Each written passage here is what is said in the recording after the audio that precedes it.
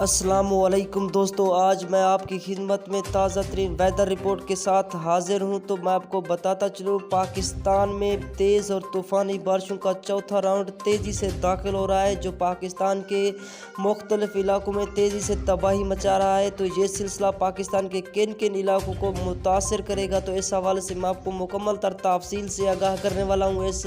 چھوٹی سی ویڈیو میں۔ دوستو، اس سے پہلے میں آپ سے ایک چھوٹی سی گزارش کرتا چلوں، اس ویڈیو کو لائک کر دیں اور اسی کے ساتھ اس چینل کو لازمی سبسکرائب کر دیں اور ساتھ ہی کھڑے بیل آئیکن کو ضرور انیبل کر دیں، تاکہ اس طرح کی ہر نئی آنے والی نیوز کا نوٹیفیکیشن دوستو آپ کو وقت پر ملتا رہے، تاکہ آپ رہیں باخبر۔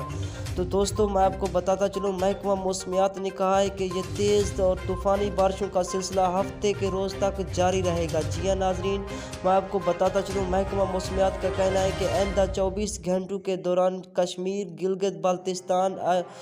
پشاور، سوات، دیر، مالاکنڈ، ایبٹ آباد، منسیرہ میں تیز ہواؤں کے ساتھ بارش کی پیش گوئی ہے۔ اسلام آباد میں بھی بادل برسنے کا امکان ہے۔ تو اس کے علاوہ جنوبی پنجاب میں ضلع ڈیرہ غازی خان، ساہیوال، میں آپ کو یہ بتاتا چلوں، راجن پور کے علاقوں میں تیز اور طوفانی بارشوں کا یہ سلسلہ داخل ہو